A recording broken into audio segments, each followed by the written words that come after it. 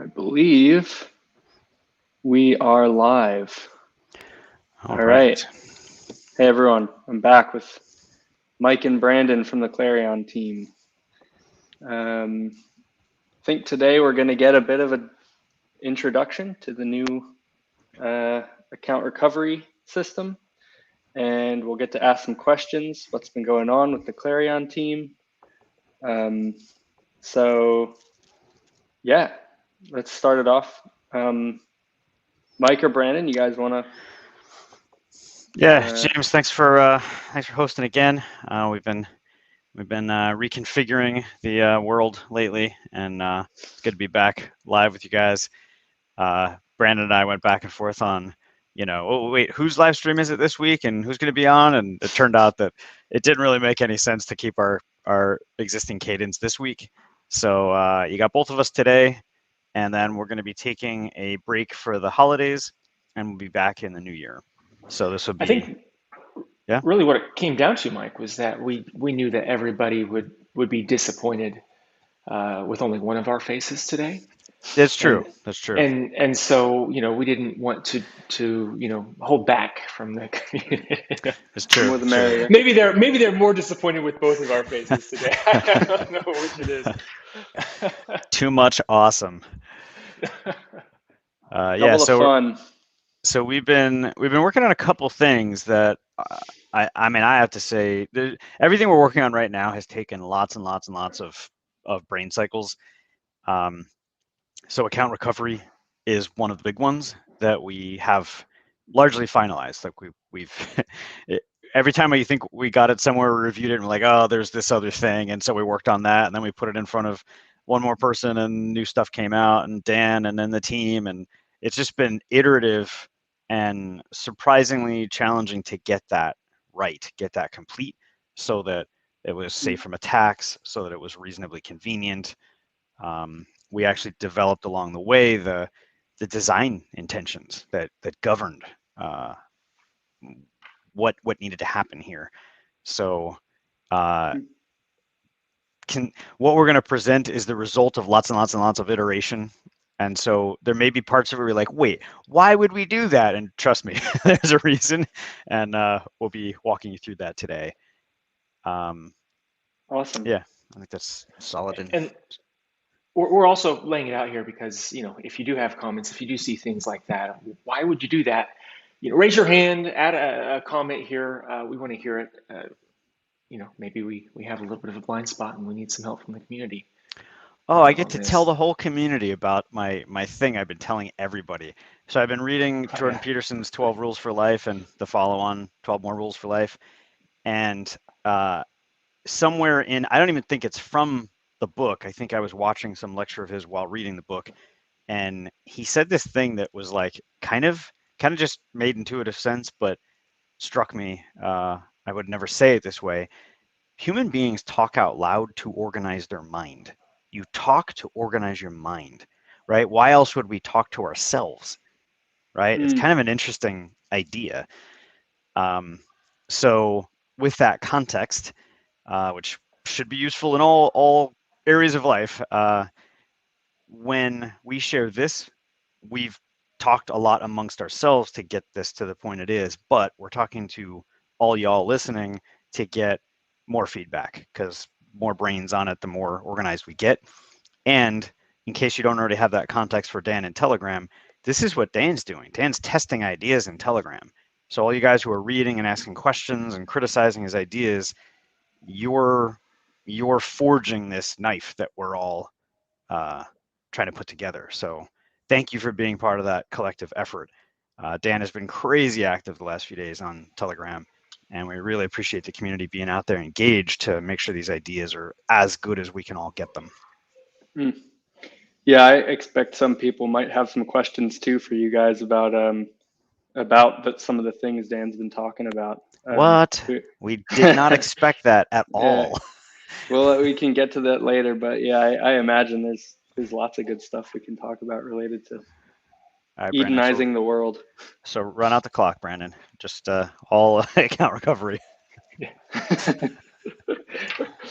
You're letting them know our plan here.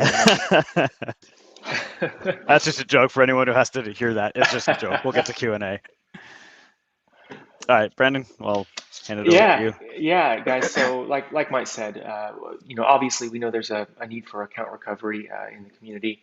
We've heard, a few people come and say that that they need this, and with an election, you've got to be able to control your accounts. So that's what we're building here. James, if you want to go ahead and put up the slide, we'll dive right in. So this is for Eden members who have lost access to their underlying EOS account, right? You can't sign the transactions to be able to vote, to witness inductions, to induct, etc. Obviously, you don't want to lose the Eden account itself. So how do we fix that? So in this case, we have 3 queues that I'm about to show you. The queues are delineated by these dotted lines. And this first queue up here is the sort of the view from the requester, the person who needs to change their account, their EOS account out. So they are the account recovery request, ARR requester. I don't know if you know what to do to change this, but we can't see your cursor. Oh, I can come over here. I wasn't really, well, I can't do that here, can I?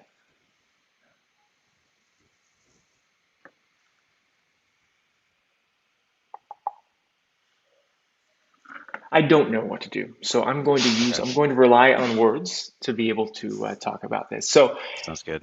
We have 3, we have 3 boxes, one on top of each other, that are delineated by dotted lines, and those are the 3 boxes I'm talking about. So the one at the top is the domain of the requester, the person who is going to request an account change. The next one is the account recovery request pending queue.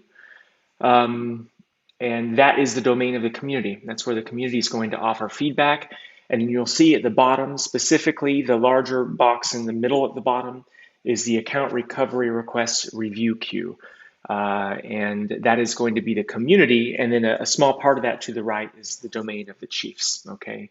As we talk about this, we're going to use the term ARR. So at the very top of the screen, you see under the title, it says Eden Account Recovery Request.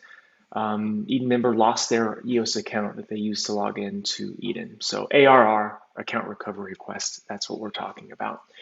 So at the top left of the screen, in the domain of the requester, we see that they log into Eden with their new EOS account, the EOS account that they want to take the place of the old one that they no longer have the keys to, for example. And they're going to go to our help section and select recover account. Now, in our help section, we're going to tell you it's best practice, as with inductions, right, to line up anybody that you want to be ready to approve your account recovery request in advance, so that they're standing by and can facilitate this process, accelerate this process as much as possible.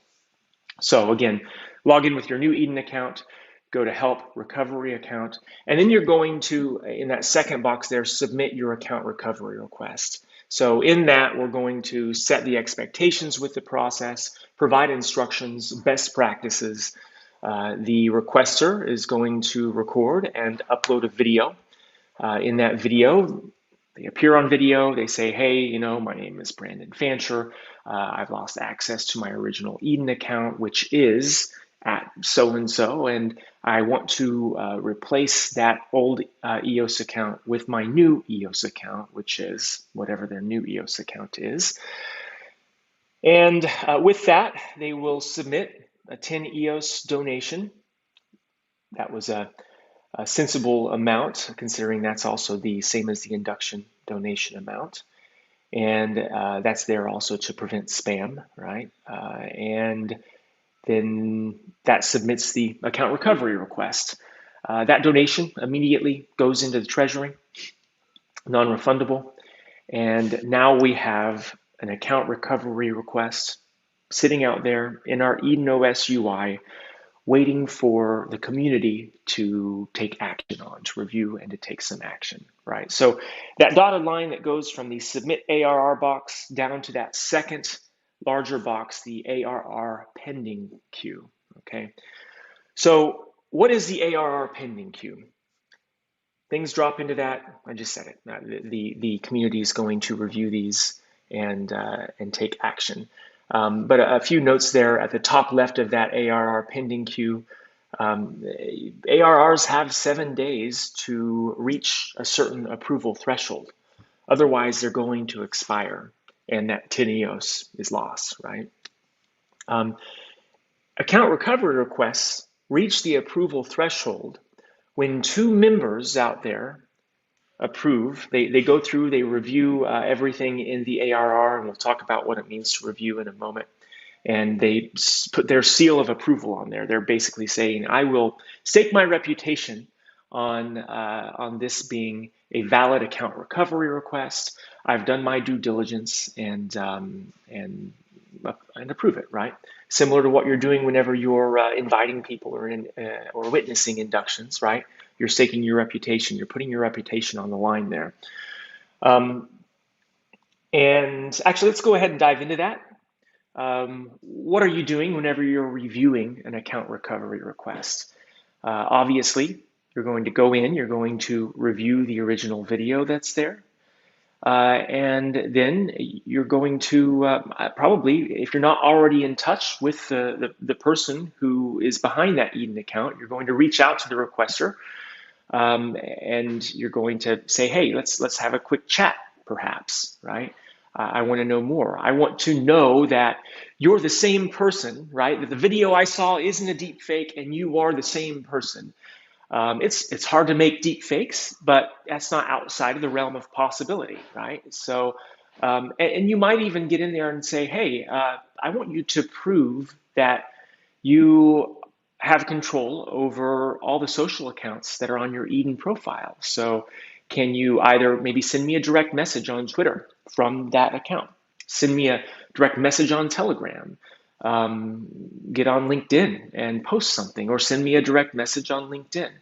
But the more social accounts that you can prove that you have control of, the more likely I am to feel comfortable approving this account recovery request for you. The point is due diligence, because your reputation as an approver is on the line.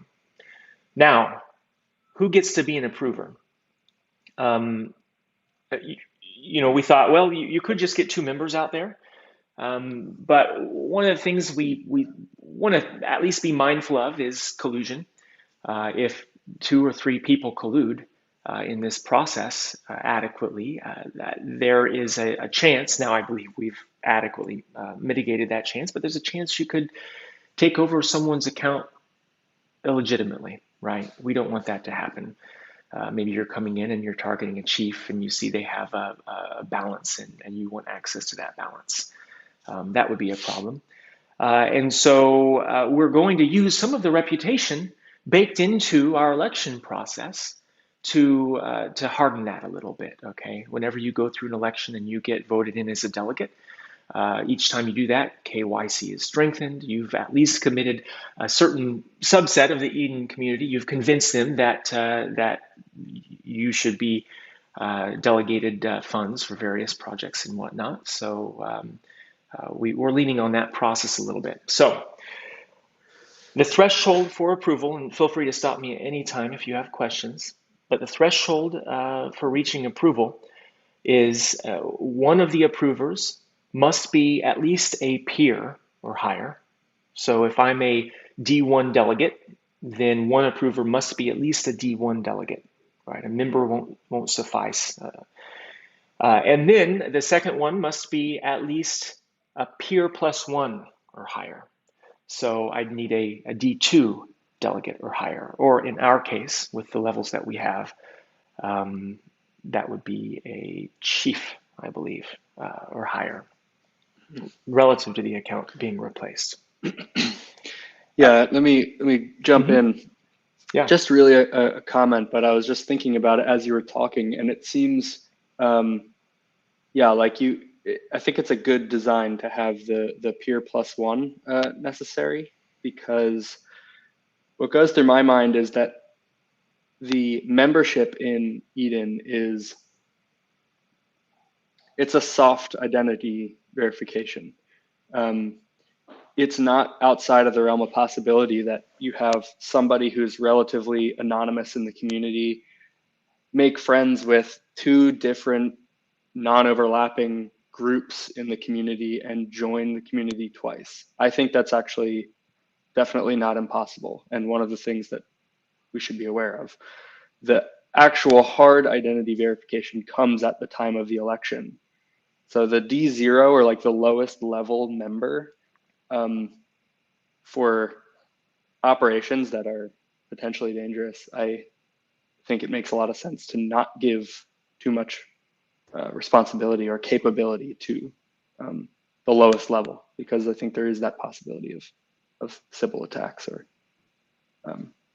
yeah. Absolutely. Yeah. And we have a few other tricks up our sleeve as we go through this for even further mitigating that threat. But this is the kind of the first step in that process.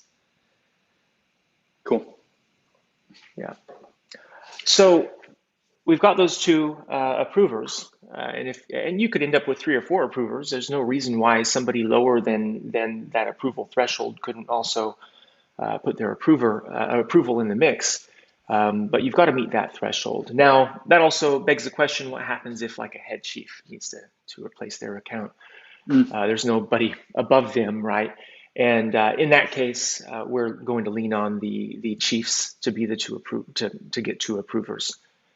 So the 2 approvers for the head chief must be the chiefs. Now, again, right, you might say, well, could 2 chiefs then collude to take a head chief account? But we have some more checks and balances in place that we'll go through.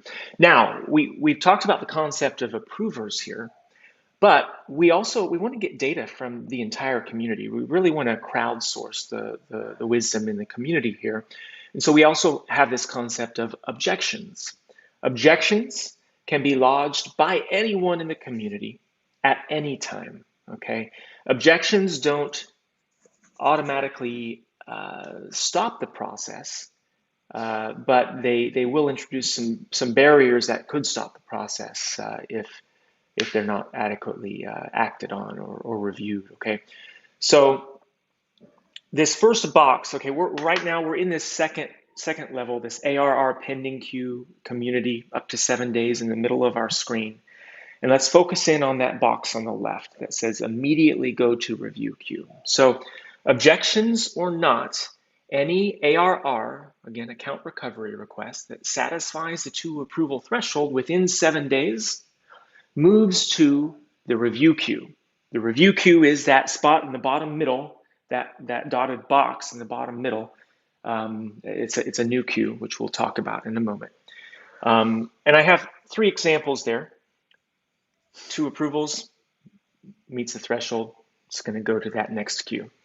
2 approvals and an objection, it's still going to the next queue. 2 objections, 2 approvals meeting the threshold, it's still going to go to that next queue. So it's going to graduate no matter what once it receives 2 approvals meeting the threshold. And that means that if you already have your 2 approvals lined up, you've gotten into Telegram, maybe the Eden members channel, and you found 2 people who are going to vouch for you, you may only have your ARR in this queue for a few minutes, right? That could happen pretty quick, but you've got to get it dealt with within the 7 days or it's going to expire. Now we're going to do a couple of things also when that approval threshold is met. So when you have 2 approvals, that's the point at which we are going to take this account recovery request seriously. Before that point, it hasn't even really gone through our first filter, so we have no reason to take it seriously. But if it's hitting that two approvals meeting threshold, we're going to take it seriously, and we want to take measures to protect the underlying account, right? Because you may be in the situation because you merely lost your keys. You may also find yourself in this situation if someone has maliciously stolen your account and your keys, right? And they may want to take action to try to steal the funds that exist in that account. So honing in on the middle blue box, when the approval threshold is met and until the ARR is fully resolved, we're going to lock the Eden account that is under dispute, okay? Yeah, and there's really only one action in this scenario that a locked Eden account in dispute can do, and that is to dispute the ARR against itself, right? It can come in and encumber, if you will, the ARR with an objection. We're also going to, Dan has talked about this in the past, but we're talking about more and more the idea of Eden being a bank, right? Coming with certain protections, certain guarantees backed up by your identity, with account recovery baked in, where you may decide in the future that you want to park your funds because you have social recovery, and you have what we're introducing here in the second line here, a time delay, right? So when you have funds in Eden, it's easy to transfer in between Eden members. But imagine that to withdraw to your external Eden account or to anyone else's external Eden account, there's a 48-hour or maybe even a 72-hour time delay. An external EOS account, you mean? External EOS account, yeah. So you're taking funds out of that Genesis.Eden contract and to a different EOS account, including your own EOS account, right, outside of the contract. We consider that a pending withdrawal, okay, yeah. I'm just a little confused by this, even the idea of locking or all of these restrictions, because unless this is just some future plan, but I believe right now, I mean, the account that I have linked to my Eden membership is just a vanilla EOS account with my permissions configuration. So is the plan to change that so that the Eden contract can satisfy some of my permissions or something like that? It's a really great question. The short answer is no, but the longer answer is, so imagine a scenario where you've won an election and funds are being delegated to you. So you're going in and you claim funds. Now, we're doing a few things. When you use the UI to withdraw funds as a delegate, we take funds out of the treasury and we put them, we earmark them with your name. So we're kind of putting them into a pot that you have access to within the Eden contract, okay? You could have a lot of funds sitting in there for a long time if you wanted to. It just so happens that we're also at the same time adding an action to that takes those funds after that and sends them out to your EOS account. But we have this concept of internal funds that are earmarked for you and accessible to you. And in the future, we are going to break this apart so that the funds that are earmarked for you are your balance in the Eden contract. You could send those to other people in Eden, or you can withdraw them to your external EOS account. But those funds in that scenario are in the Genesis.Eden contract and they haven't yet been withdrawn. Okay. Yeah, so I see. So locking doesn't mean, so I'm kind of thinking, I was thinking of my EOS account as my Eden account, but this is kind of different. This is saying that your Eden account can have its own balance, which is really held by the Eden contract. And the external EOS account could even just be the EOS account that I use currently to authenticate, for example, votes in the election. Like that is an external EOS account. That's right. And you can actually see that today. Some of you out there may have sent a token transfer to Genesis.Eden accidentally. Any EOS account that sends a transfer to Genesis.Eden, it goes in there, and now we don't want people to do that, but it's available to you for withdrawal from the smart contract. So those funds aren't lost. We've had a scenario where somebody used Kleos once to try to get inducted, and they ended up doing the donate action twice. and they're like, oh, I'm out 20 EOS. How am I going to get my funds back? And we had an action for that, right? With, I think it's withdraw, where he could just reclaim his funds because they were in the Genesis.eden contract, but earmarked, for that underlying EOS account. So to hone in on what you said, James, really, right, you have an EOS account, but your Eden profile exists apart from that in the Genesis.eden contract. That's how we're going to be able to, in the first place, switch out your EOS account under the hood. We're just the funds are associated with your Eden profile when they're in the Eden contract, but your EOS account is also associated with that EOS profile, right, if you will. Got it. That makes sense. So in this scenario, we are going to cancel pending withdrawals.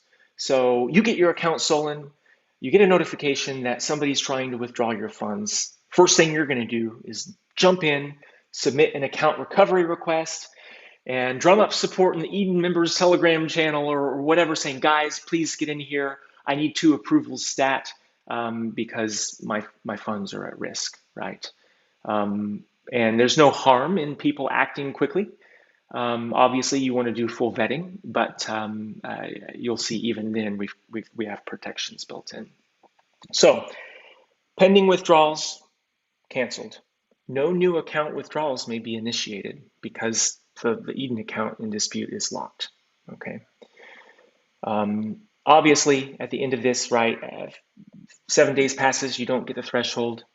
The ARR expires. That 10 EOS is lost. That's a deterrent against spam.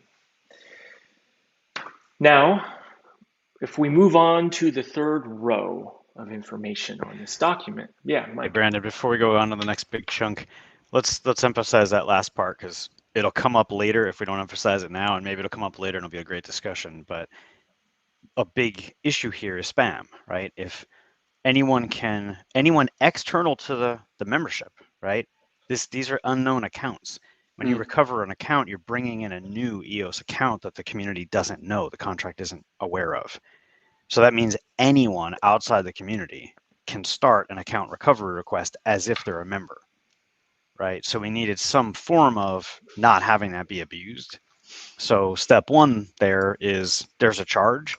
And if you run an account recovery, and we assume in this case, this first case, that you don't get the 2 approvals, you're just going to lose 10 EOS every single time you do it. And you can have a lot of money and you can run that attack for a little while, but there's a lot of other things in here that further mitigate that, and you're going to be spending the entire time you do it. So first pass, we stop spam by charging a fee that you lose if it's not an effective recovery. Yeah, that's a good point. All right, so that third row, right? The bottom left, that box that's there, really represents it. It's the same queue as that middle row that we just talked about, and we're going to follow a few account recovery scenarios through, 5 of them, right, through this life cycle. Okay. Before we do that, though, we talk about an account recovery request meeting the threshold, dropping into that next queue in the middle, the ARR review queue community, exactly 7 days. Okay, that queue right there can't be shortened, can't be lengthened. It can't be shortened. It's exactly 7 days.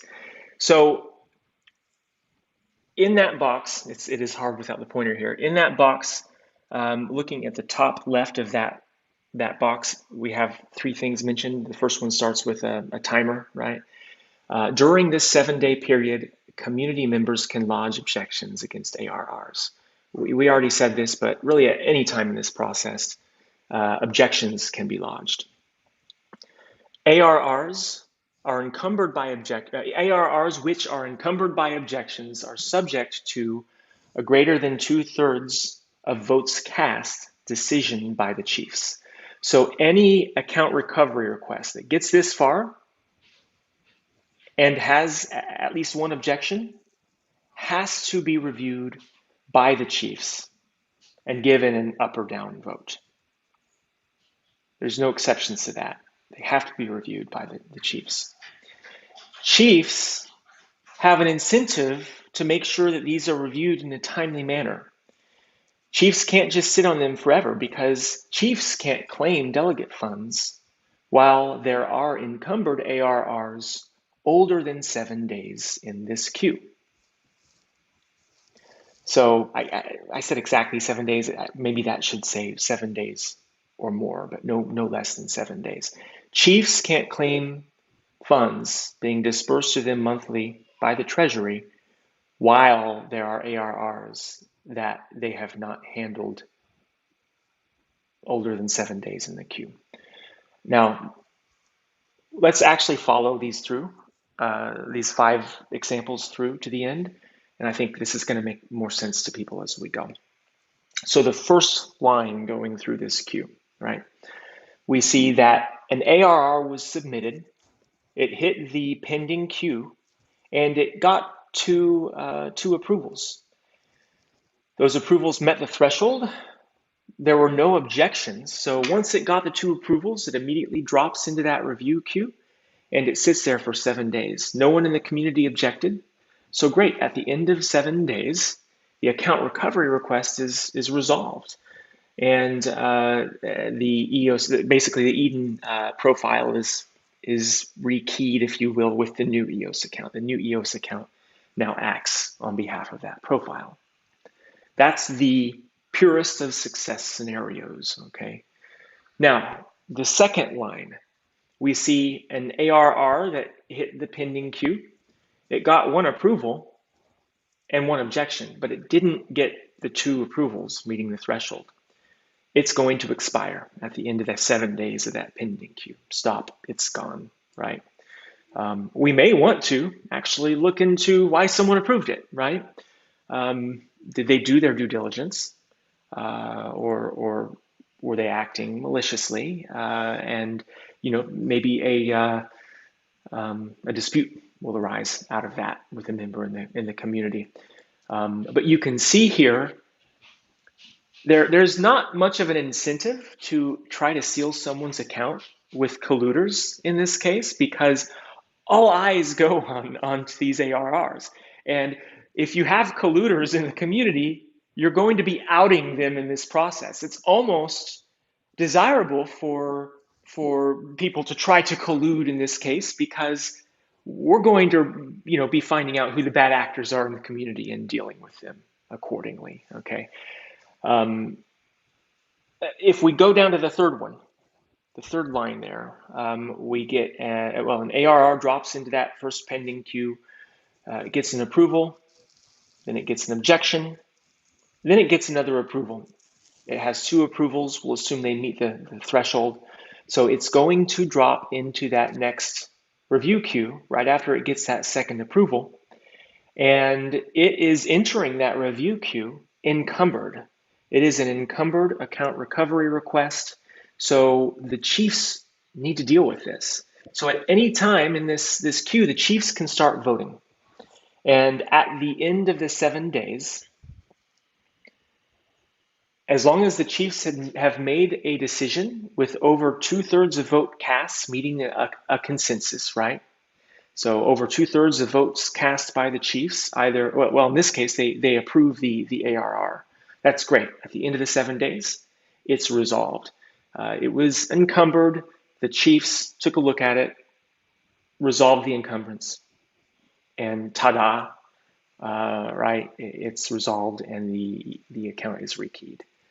I should be careful with that language. The EOS account connected to that Eden profile is switched out with the requester's new EOS account. The fourth row, disputed ARR submitted, meets the threshold. It ends up getting three objections during that 7 days. So it is encumbered. The chiefs, for some reason, fail to reach a consensus. Maybe they're just not paying attention and nobody votes, or maybe the decision is split. Well, now we have overtime, right? That ARR goes into overtime, and while an ARR is in overtime, chiefs are incentivized to get this taken care of quickly because they don't have access to new funds being distributed by the Treasury based on their ranking, right? So chiefs have to come to consensus, and if they're that split at that point, it might be in their interest to reject it. But it has to be dealt with up or down. And then finally, the fourth one is an ARR that meets the threshold, goes into this queue, gets multiple objections. The chiefs reach consensus, rejecting the account recovery request, and stop. It's done. Once ARRs are resolved, we do intend for there to be an easy-to-see paper trail of everything that took place, of prior account recovery requests, the videos that were submitted with those. We're asking reviewers to tick off what they reviewed. So we want all of that to be in the light and the historical evidence there preserved. Obviously, it's all on chain, but we want our UI to handle that. Now, let's take questions, and then we can talk a little bit more about our plan for implementation. This is a robust system. It's there's some complexity to it, so it's going to take time. But before we get into that, thoughts, questions? I have one question. Anyone watching, feel free to ask a question in the chat too. We're all watching that. But my first question here is just, I see that during that 7-day period, community members can levy objections. I guess, how would community members know if there is any account recovery quest going on? Like, would they know, and is there any incentive to be double checking these things? It's a very good question. Obviously, people aren't logging into the UI all the time, right? That's another discussion. We'd like for us to have incentives baked into the community for people to be participating regularly. And if you've paid attention to any of the discussions going on from Dan in the Telegram channels, you'll see we're thinking a lot about that. But right now, right, let's be honest, people aren't logging into EdenOS every day or even every week looking to see what's new and what's going on. And so how are people going to find out about these account recovery requests? And the answer really is the ball is in the court of the requester. If you have lost access to your account, or if your account, even worse, has been compromised, it is in your interest to make some noise. So you're going to be going into the Eden members Telegram channel and saying, guys, I've submitted, or I'm about to submit an account recovery request. I need to make sure that this meets the threshold, and let's talk about it. I'm an open book. Here's all the information, right? It will be very suspect if someone slips an ARR in and doesn't say anything, right? And it's not going to work out well for them if that happens because of this process. It's either going to expire or they're going to out their colluders. So I don't think that there's going to be too much trouble with us not catching legitimate ARRs. There's also two other things at play here.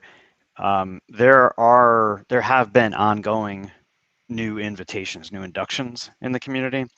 So we don't need lots of interaction with the portal. We just need high integrity interaction with the portal. So if you go to endorse someone or even update your profile, if you're incoming, right? Or you do an invite, anything you do in the portal, and we've got that activity every week. When you see something in the queue, it's going to be the community's responsibility to check that out because it's an important mutual kind of service that we provide each other. Do it for your neighbor and your neighbor will do it for you. So we only need 1 or 2 or 3 people. They just have to log one objection and we get where we want to go. And to get to approval should be also non-negligible because it's a high trust environment. Everyone's been invited by someone in the community. So to get 2 approvals and get into this final queue, and then be not noticed, that's a higher bar than I think it's obvious when you first look at this. And as we said earlier, it's kind of a great way to catch, if you're one of those 2 approvers on a fake account recovery, that's great that we outed you, right? We're gonna evict those people, and there's only so many people who are willing to burn their membership on such activity.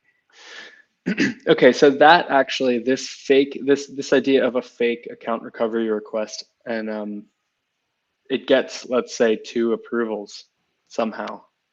How is that discovered? I mean, I see that people can, during that 7-day ARR review queue, that's, I believe, when we're expecting people to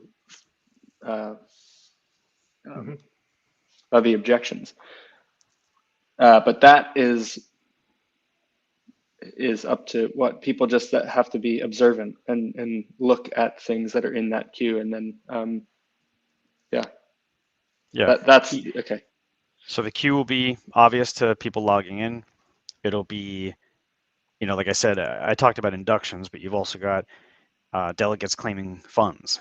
You've got quite a few delegates claiming funds, and that's going to happen generally at the beginning of the month. But as you're trying to pay people throughout the month, there's going to be smaller amounts that you're paying out to people. So if you watch the total activity on the contract, there are people logging in well within 7 days regularly. Yeah. And it's only a few people, right? 1 out of X number of people are going to look at this and go, oh, there's something wrong here. And only 1 objection gets it to the chiefs. Got it.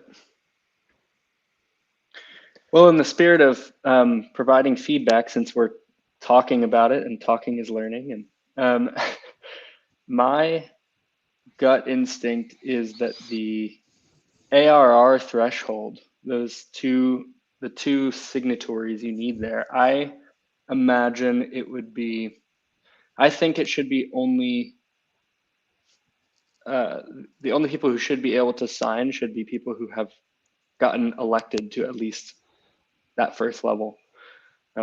Because the hard identity verification comes from the election. I just think it's a little more annoying because there's, a order of magnitude fewer people then available for you to solicit. But it is less like, I mean, this is just a high security operation because it has to do with recovering funds or getting access to community funds. So in my opinion, take it for what it's worth, I would at least consider making it so that the minimum is that you're at least a D1 delegate, for example. Yep. One of the things we thought a lot about is another form of spam, which is simply clogging the system and stopping appropriate action, right? We asked the question, what if someone did this right before an election, right? Are we safe from someone completely destroying an election process by trying to spam the system? So what we aimed for here is ease and appropriate, like proportionate response. So it's only delegates that are going to, in general, it's only delegates who are going to have a significant balance, right? The higher up you go, the more money you might have in your account, which is where you need more protection. So at the L0 level, if you will, those are the ones likely to have the least account balance, and you still do need 1 delegate to be involved, right? One peer and 1 L+1. So that's, I don't know if that addresses your concern sufficiently, but that was our thinking. Does.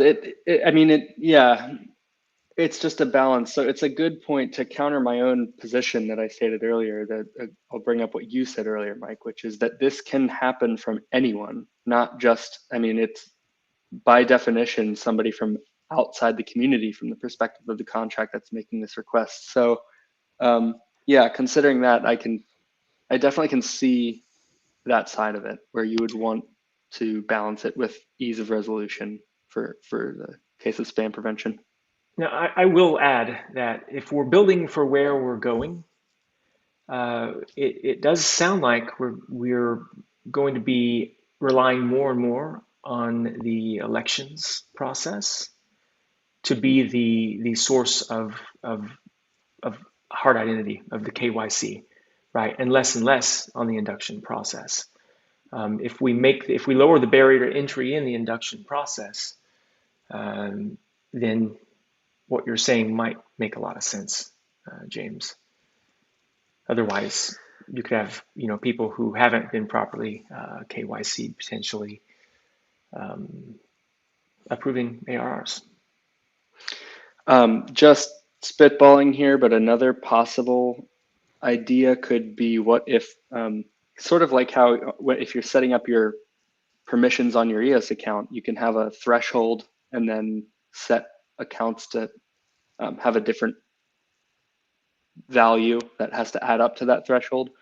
If we said the threshold for an ARR is 1, right, and then the value of the approver is 1 over their delegate level or something like that, then maybe it could be weighted like that. So if you're going to use the D0s, you need more of them. You need 4 or 5, depending on how many levels there are in your election hierarchy. And then if you get a D1, it's a, I don't know, just making something up, but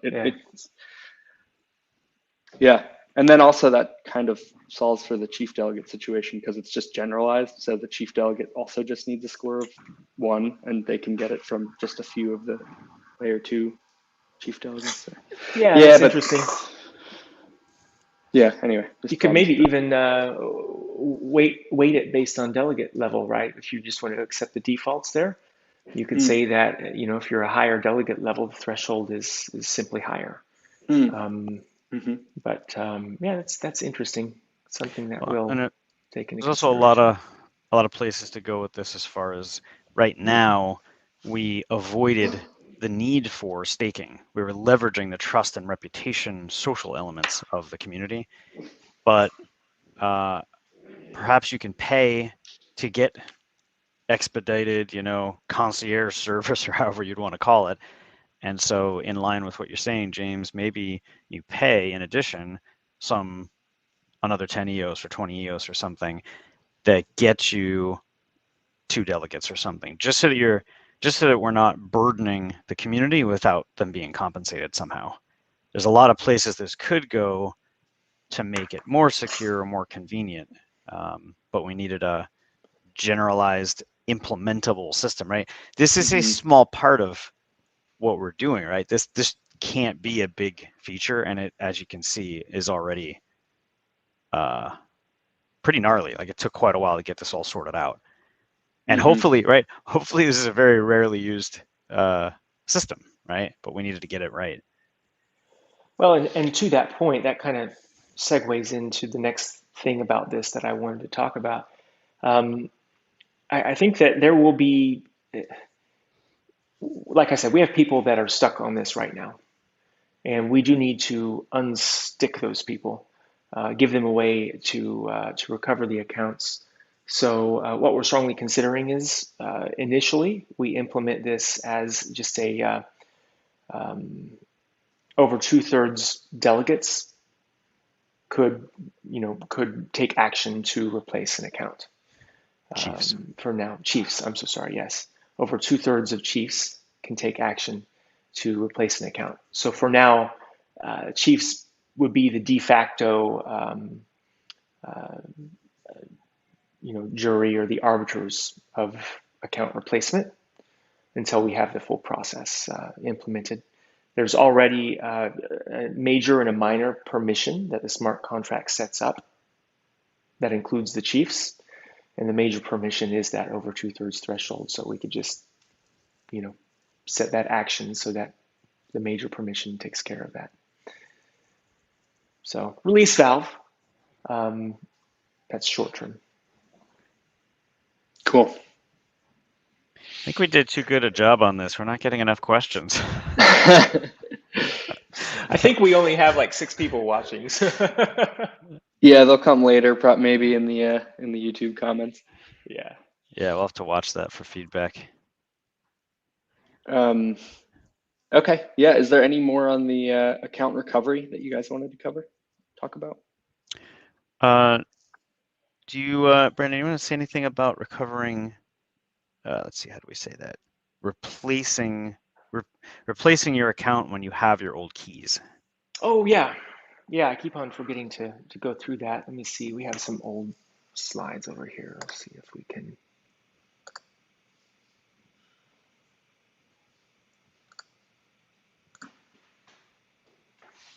I think that's this. So if you have your old keys, and initially, right, as delegates were receiving funds, we had several people come and say, gosh, if I had known that these funds were going to only be able to go to my EOS account, I would have used a different EOS account for my Eden profile for tax purposes or whatever their needs are. And so there are people who want to switch out their account, and they have control of the original account. They have control of both. So we're looking at a highly expedited process for that. So you log into Eden with your existing EOS account, and maybe from the profile or the help page, you're going to say, change my EOS account. You enter your new EOS account name, submit, log out, log in with your new EOS account. Initially, it'll say you're not a member. You go back to that same screen, logged in as your new EOS account, and accept, pay the 10 EOS fee, and now you're logged in as the new EOS account as that member profile.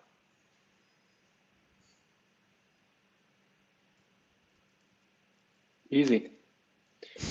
Easy. So I remember there were some trade-offs with how this was designed. Todd was talking about it a little bit in Telegram, but it's not coming to my mind right now. Is there any, I don't know, design decision or trade-off that people should be aware of with how this works? Do you know what I'm talking about, Brandon? I don't know. Okay, never mind then. I thought there was some catch here with changing your internal account, but I can't remember what it was. So you might be talking about some of the conversation that was taking place in the Eden Dev channel. And what that is, that conversation was around the fact that right now, our identifier for an Eden profile is the EOS account. And if you're going to put a new EOS account on it, our identifier is gone. It's like we can't track that properly. So we need to have a different identifier, like a primary key on the Eden profile, so that we can freely change out the EOS account under that. So maybe that primary key will be a number, okay, I see. or a hash of some sort, or I don't know. So currently, it's the EOS account is the primary key for an Eden account profile, for an Eden profile. Yeah. Eden profile. Okay. Yeah, and that has to be fixed whether we're doing this simplified, switch out your account, or the full account recovery process. We've got to solve that problem, and we have several ways of solving it. It's just a matter of making sure that we're going down the best possible path. Cool. Yeah, that is, by the way, what I was thinking of. Thank you for remembering. Yeah, no worries. All right, well, we got no questions. Yeah, we're coming close to the end of time too. In the chat, James, you want to throw these up just real quick? We'll go through. We got some positive comments here. Yeah, sure. We got a comment from Pablo. Said very well thought through. Thanks, Pablo. Appreciate it, Pablo. Andrea says, thanks for keeping us updated. I really appreciate it because it is useful for maintaining radical transparency in the EOS community.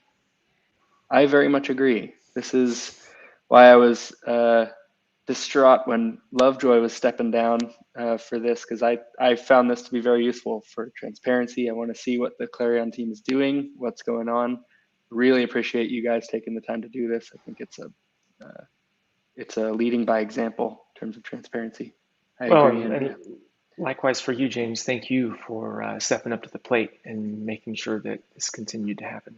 Yeah, absolutely. For sure. Really appreciate that. Yep. We got a comment from someone I've never heard of before. Must be a new Who's member that? in the community.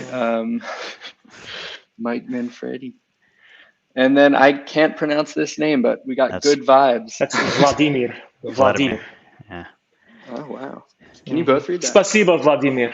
Спасибо. Brandon can, I cannot. I cheated a moment ago with Google Translator. Oh, nice. All right. What language is that? It's Russian. Russian? Okay. Yeah. Or at least Cyrillic at minimum.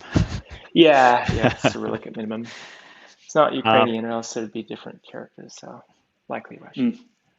Well, if we have no questions, Brandon, shall we get to our last election topic? Yeah, let's do it. Do you have that info in front of you? I don't. You mean date info? Yeah, date and time. Yeah, I have a pretty strong memory, but I don't remember where I wrote that. Never trust the memory. Yeah, you don't want to say something off here. Hold on, let me pull it up. I believe that my memory is correct. So for the sake, the background here is for the sake of iteration and learning, given we are running an experiment. This is V1 of Eden, and we need to be collecting feedback. Dan announced this a while back. We just finally have a date. We'll be adding an election. So the 6-month deadline or 6-month timeline for an election would have been starting October, 9th. So we're going to cut that about in half and do an election the end of January. And that date is January 29th, Saturday, January 29th. And we took another review at times that work as well as possible for everyone. We know it can't work perfectly for everyone. Some people will have late nights, but 1300. Sorry, Australia. Yeah, 1300 what UTC. Time? It's the same time, 1300 UTC. So same time globally. If you are not thinking in UTC, please do translate it, because season time changes and whatnot may have the same UTC time look different to you, because UTC does not do farmer time. Yeah, I think last election we were UTC -4, and now due to daylight savings or the end of daylight savings, we're UTC -5. So those sorts of things happen, right? So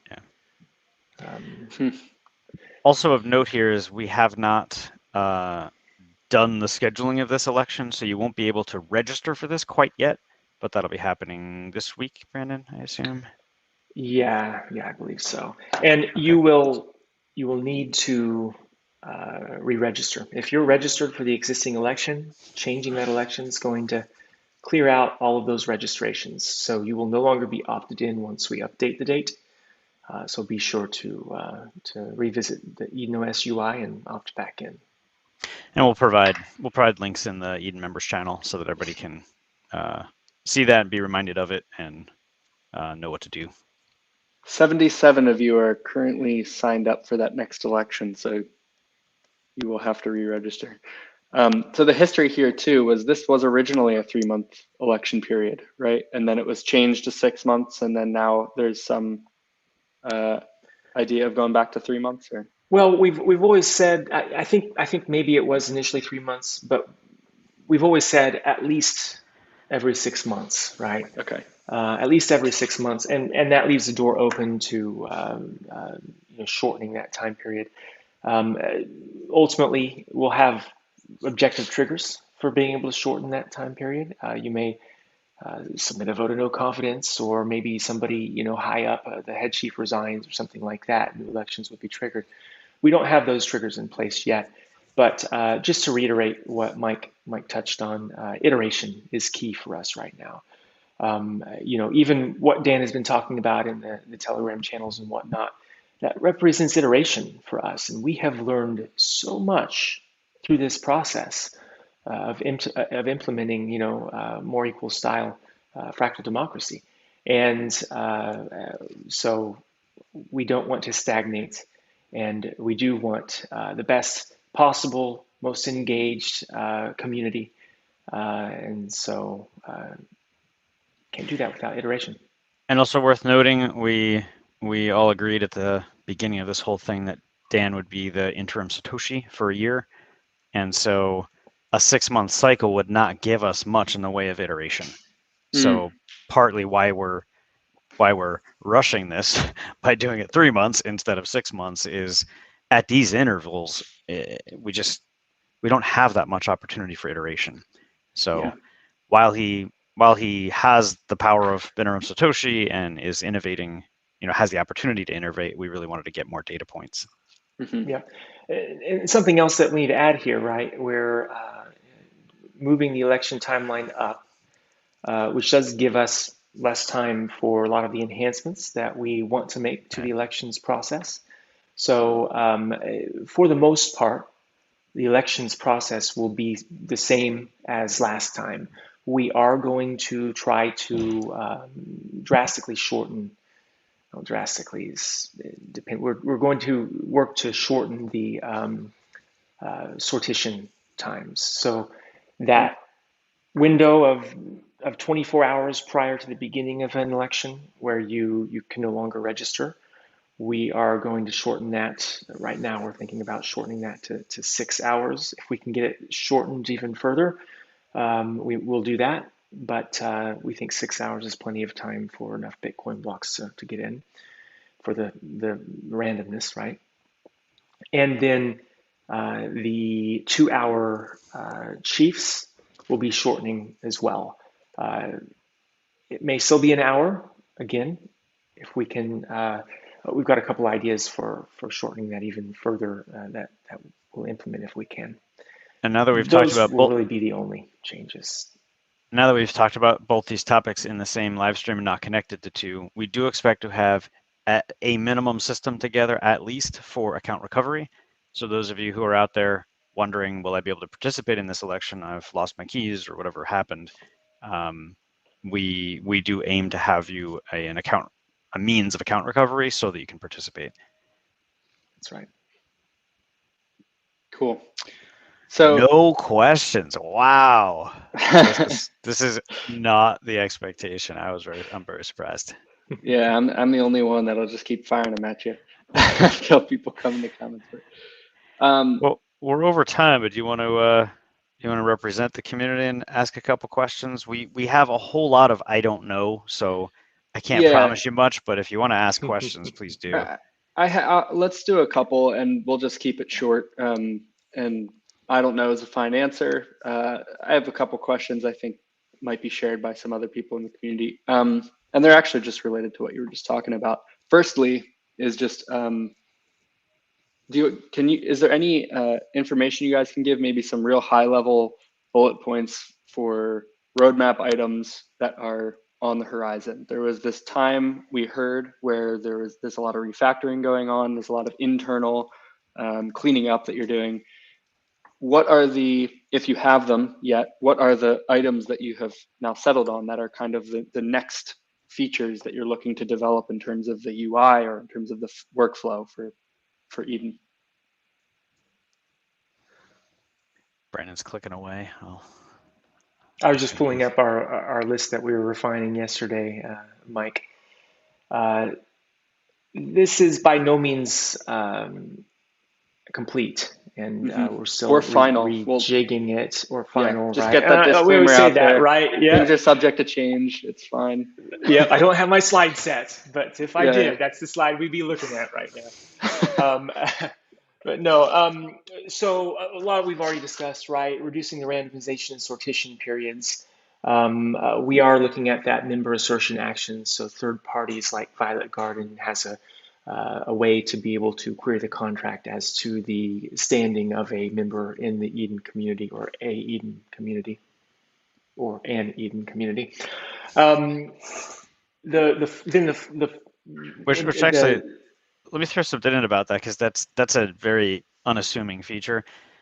What this enables, the reason we're even interested in something like this, sure, we want to empower Violet Garden. It's an awesome project. It's a resource for the community.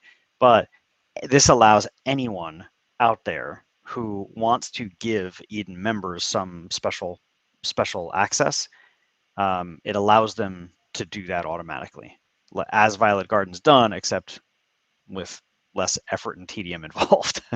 Yeah. Yeah. Obviously, enhanced Zoom integration is a big one.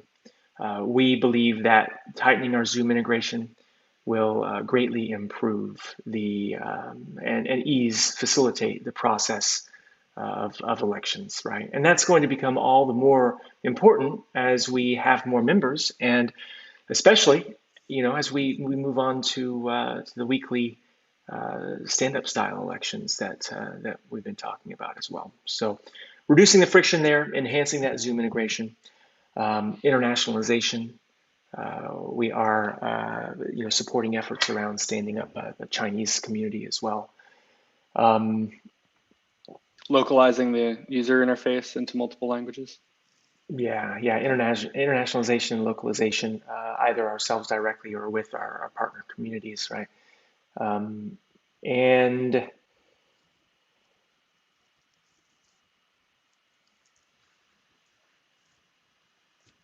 I was reading comments, but have you said Zoom integration? Yeah, we talked about that in depth. All of those things are going to take a little while. And if you guys have been paying attention to Dan and Telegram, right? A lot of things are changing and are up in the air in very good ways, in ways that we're very excited about. But they are up in the air. So we are still pulling our priorities out of that and making sure that we can execute effectively.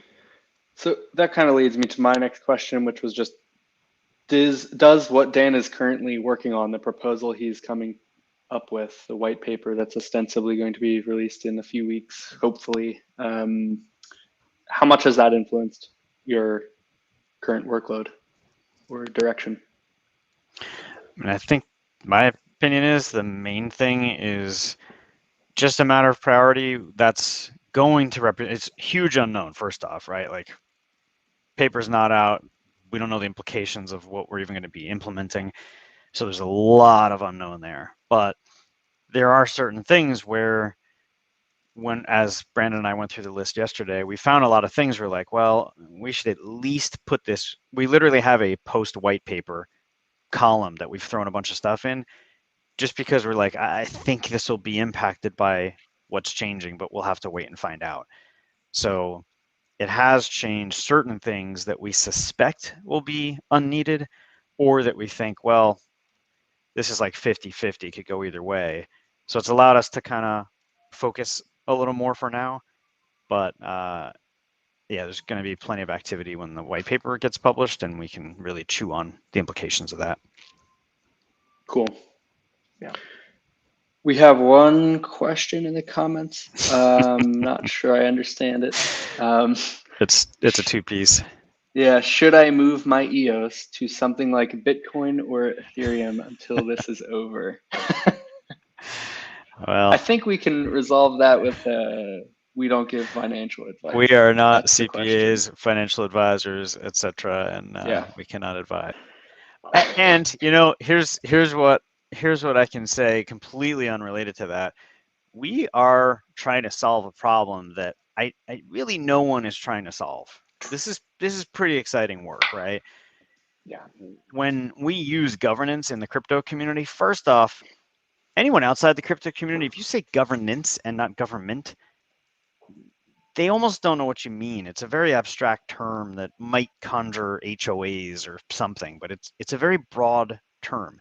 In the crypto community, we know that what governance means. We have forms of governance we've already talked about. Bitcoin mining, we've talked about staking, we've talked about DPoS in this community. So we already have some relationship to that idea, but Eden has already gone well beyond any such description. And it's so much so that I think it's almost unrecognizable to people who do relate to the term governance in the crypto industry. I would say DAOs are probably the ones who would most relate to what we're doing. And from the last few days of Telegram, it looks like we're going to push that even further and step into a territory of like, no, we're really gonna solve governance. This is going to be a very, very cool system.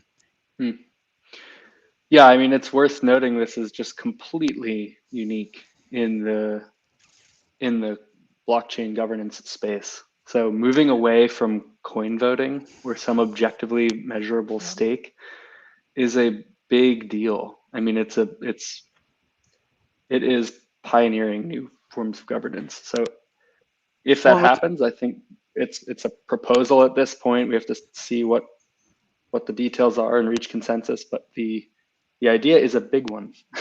and think about think about the term trustless, right? We grew up with the term trustless, where the kind of the name of the game was let's take the humans out of the equation.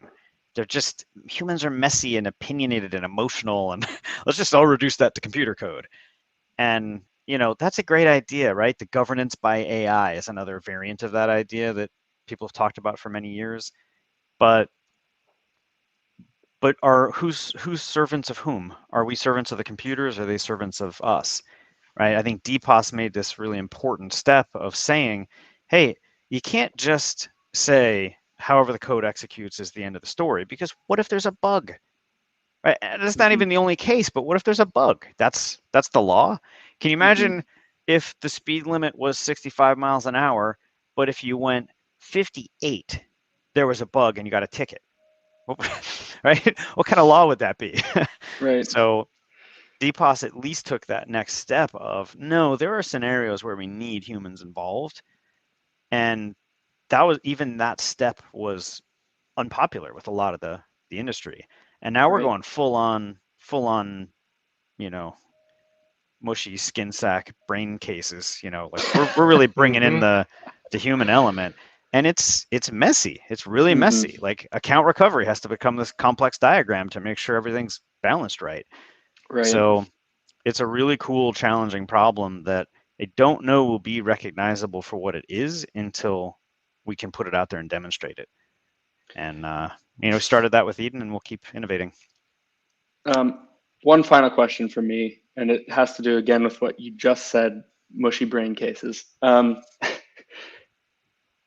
How, it's kind of an abstract question, but how much are you guys thinking about the simplicity of the system you're building, and the neutrality, the emergent neutrality then of that system? And if my question's not clear, let me know. But what I'm trying to get at is, like, the more fine-tuned the process feels, the more it chips away at this abstract concept of neutrality, which I think is an important property for governance systems to have. So how much is that on your mind? Do you have any thoughts on that? Deliberate doesn't quite cover it. Brandon is a master of words. Do you have a better word to describe how on that we are? We're laser focused on simplicity, and we're also victims of our own engineering minds, and we remind ourselves of that a lot, right? And so we always, as we're designing these systems, where we stop and say, okay, this is a cool system, but should it be this cool? Should it really be this cool? What can we cut? What are we really trying to achieve here? What is important? And is there just extra fluff around it? So yeah, we don't want any unnecessary complexity. I don't know that we'll always hit the nail on the head there, but also it's selfish. We want to get a product out fast, and we don't want to, we're lazy. We want to do as little work as possible to get it done. Of course, getting it done right. We're not really lazy. Don't worry, guys. We are vigilant, though. That's a good way to put it. Yeah, it's multiple times, nearly every conversation. Like, do we need to do this? I actually brought there's a great 3-part interview with Musk that I watched, I don't know, 2-3 months ago. And I think the majority of the team, if not all the team, has not watched that interview. And so we're looking to delete requirements as often as possible. Step 1 is delete the requirement. That's right. And one of the, at least for me, and I'm sure this is the same for Brandon, one of the intuitive sensors I've built for that, the detector for that, is if I look at a design and I start thinking, oh man, this is complicated, this is going to take a while to get done, I immediately go into deletion mode. What else can we leverage here? Can we leverage trust?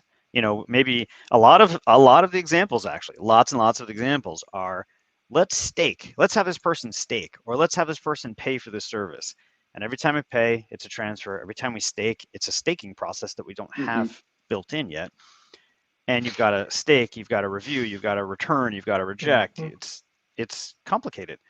So every time that comes up, I go, can we leverage the reputation and trust of the community? Because this is a high trust environment. And even reputation is the stake in this case. I mean, your stake in this community is your reputation. So it's not like we're still thinking in terms of coin voting and with staking tokens as being your stake in a decentralized, personless community where you are what you stake. Whereas in this case, you are your reputation. That's your stake. Yeah. 100%. Leveraging reputation is the name of the game here, I think.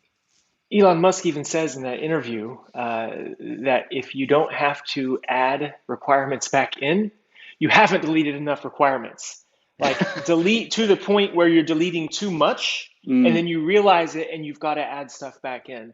That said, I think that over-engineering is very dangerous, because you create complexity for yourself that you think is going to solve an issue that you predicted that's just never going to come up. And it's always the issues that you didn't predict that are the ones that you're actually going to have to deal with. Better to implement too little and deal with what comes up than too much. And yeah. Love it. Thank you for that answer. That is, that's what I wanted to hear. All right, we got no other questions in the chat. I have no more questions for you guys. Any final thoughts before we sign off? James, as always, appreciate you stepping up and hosting these live streams. There's something we really enjoy doing, and it's awesome that that's so synergistic with what the community wants and needs. So we're really happy to do them, and really glad to have you on board doing this. Thanks. And I'm happy to be here. Bow to the past as part of that acknowledgement, and acknowledge Lovejoy for kicking it off and setting up everything. He, in a sense, he's made this easy for us. So kudos to Lovejoy, and kudos to you, James. Yep. And I'm going to echo two things. I'll echo what Mike just said. Thank you very much. And I also want to echo just that reality that we're in uncharted territory, but we're solving problems that have never been solved with a governance model that's never really been tried. And so far, it's working, and we're iterating. And I, for one, am thoroughly excited about what's next for this community, and for what we're going to be able to achieve at work.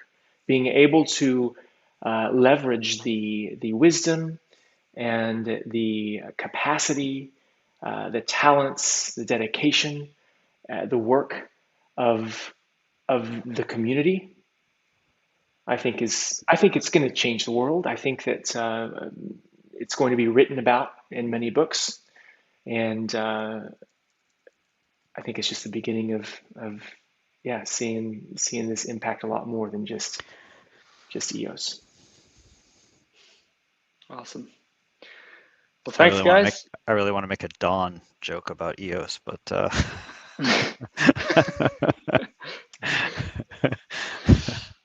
all right. Well, we will be back January. Don't remember, first Tuesday in January, right after the new year. First Tuesday in January, unless that's like New Year's Day or something. Right. We'll announce it in the channel plenty in advance. Yep. All right. Thank you, James. Thank you, Brandon. Thanks a lot, guys. Thanks everybody listening. Thanks, guys. Catch you all soon.